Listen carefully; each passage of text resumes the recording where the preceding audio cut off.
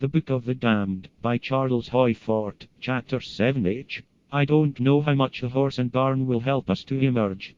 But if ever anything did go up from this earth's surface and stay up, those damned things may have. Monthly Weather Review, May 1878. In a tornado in Wisconsin, May 23, 1878, a barn and horse were carried completely away, and neither horse nor barn, nor any portion of either have since been found. After that, which would be a little strong were it not for a steady improvement in our digestions that I note as we go along, there is little of the bizarre or the unassimilable in the turtle that hovered 6 months or so over a small town in Mississippi. Monthly Weather Review, May 1894. That, May 11, 1894, at Vicksburg, Mississippi, fell a small piece of alabaster. That, at Bovina, 8 miles from Vicksburg, fell a gopher turtle. They fell in a hailstorm. This item was widely copied at the time.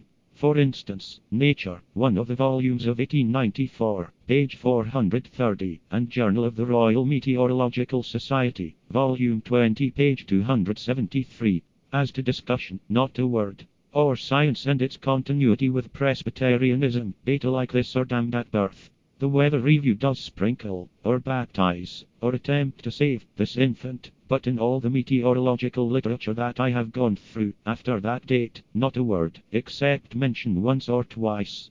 The editor of the review says, an examination of the weather map show that these hailstorms occur on the south side of the region of cold northerly winds, and were but a small part of a series of similar storms.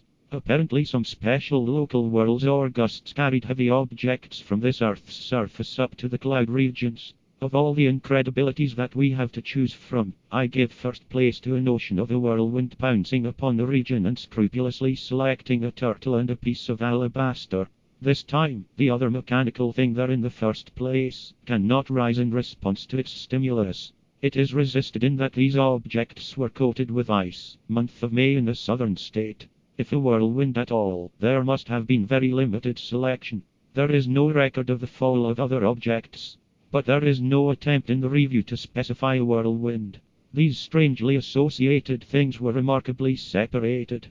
They fell 8 miles apart. Then, as if there were real reasoning, they must have been high to fall with such divergence, or one of them must have been carried partly horizontally 8 miles farther than the other. But either supposition argues for power more than that of the local whirl or gust, or argues for a great, specific disturbance, of which there is no record, for the month of May, 1894. Nevertheless, as if I really were reasonable, I do feel that I have to accept that this turtle had been raised from this Earth's surface, somewhere near Vicksburg, because the gopher turtle is common in the southern states. Then I think of a hurricane that occurred in the state of Mississippi weeks or months before May 11, 1894.